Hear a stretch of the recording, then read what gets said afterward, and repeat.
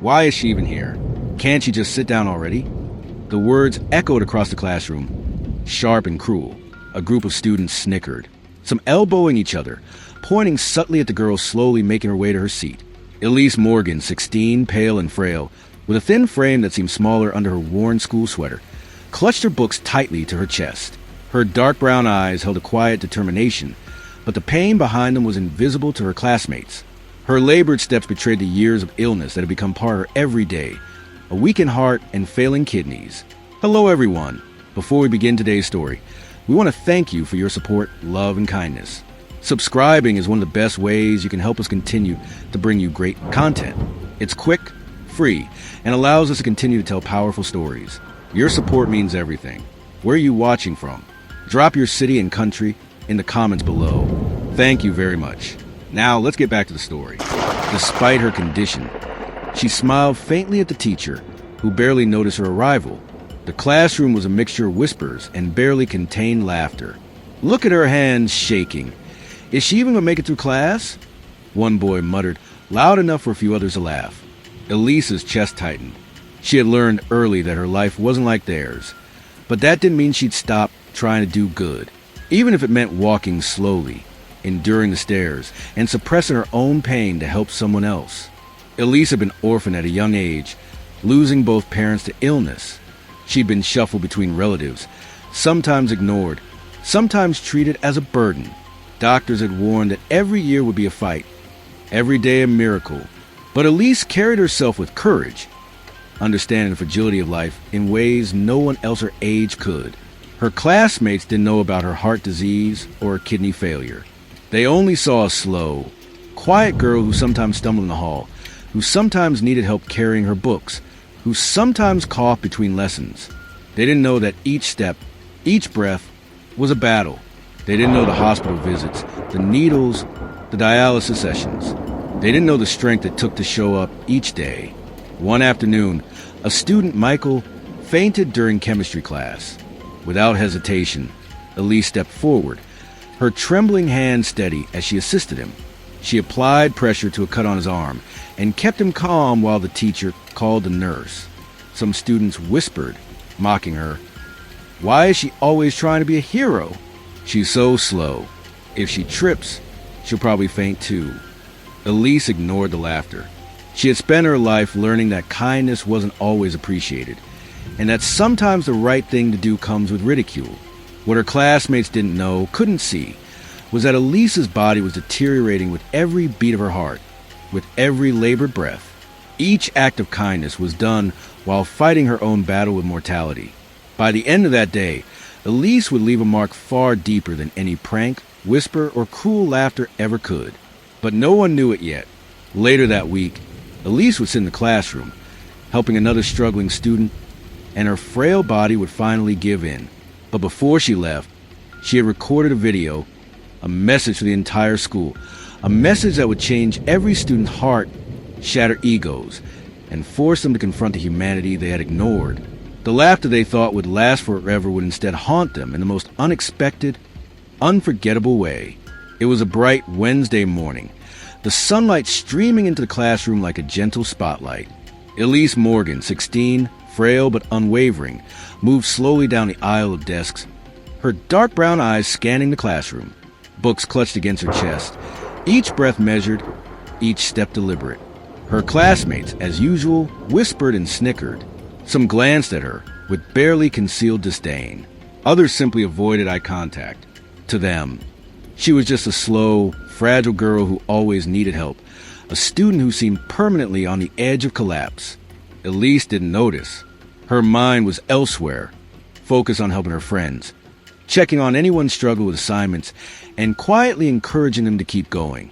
Her strength wasn't in her body. It was in her spirit, her heart, her will to make a difference despite the pain that accompanied every movement. That day, Jason, a boy from her math class, suddenly doubled over, clutching his stomach. Elise was immediately by his side, kneeling gently on the floor, guiding him to sit, asking if he needed water, if he felt dizzy. "Stay calm," she whispered softly. "I've got you." Some students snickered again, whispering cruelly, "Look at her, acting like a nurse. She's so slow." She's going to collapse herself. Elise ignored them.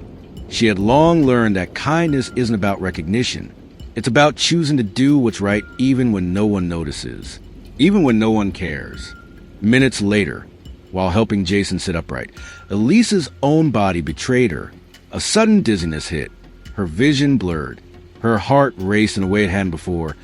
Each beat a painful drum in her chest. "Elise?" Jason asked, confused, his voice trembling. She tried to smile, tried to reassure him, but the world around her tilted. She stumbled, her legs unable to carry her any longer. Her classmates froze, and in that moment, everything changed. The girl they had laughed at, mocked, whispered about, and ignored for months collapsed in front of them. "Call the nurse," one finally shouted. By the time help arrived, it was too late. Elise Morgan, the quiet, gentle soul who had endured so much, who had lived a life of hidden pain and endless kindness, had passed away in the classroom, still holding Jason's hand. But Elise had not left the world silently. Days before, she had recorded a video on her phone, a message she had planned for exactly this moment. Not as revenge, not as bitterness, but as a final lesson. In the video, Elise's pale face appeared on the screen, her dark brown eyes steady, voice calm but filled with emotion. "Hello, everyone," she began.